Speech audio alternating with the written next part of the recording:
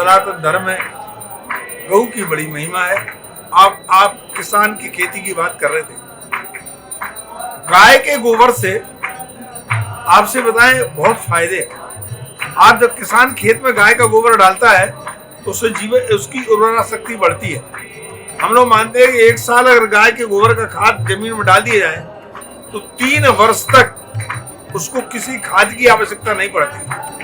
तो उससे उर्वरा, जबकि जैसे कई लोगों की तबीयत जब खराब रहती है, वो टेबलेट दवाई की जरूरत पड़ती है, अगर वो दवाई नहीं लेंगे तो फिर अस्वस्थ हो जाएंगे।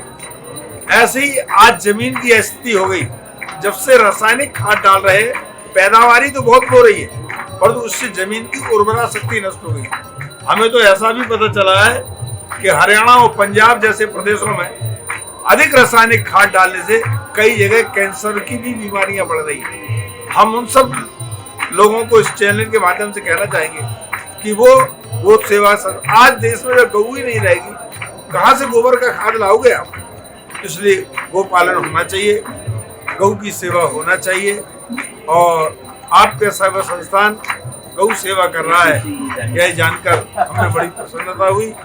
तीर्थराज प्रयाग से, माँ भगवती गंगा से, पंचग्नि पीठ की आराध्या भगवती गायत्री से हम आपके उज्जवल भविष्य की कामना करते हैं कि आप भगवान आपको इसी प्रकार की सद्बुद्धि दे कि आप इसी प्रकार गौ सेवा संस्थान का कार्य करें और आपके इस सेवा संस्थान से लोगों को प्रेरणा मिले ताकि गौ माता बहुत सुख और आनंद के साथ इस देश में रहे, ताकि गौ माता के आशीर्वाद से देश की प्रजा अमन चैन से रह सके। बहुत बहुत साधुवाद। धन्यवाद।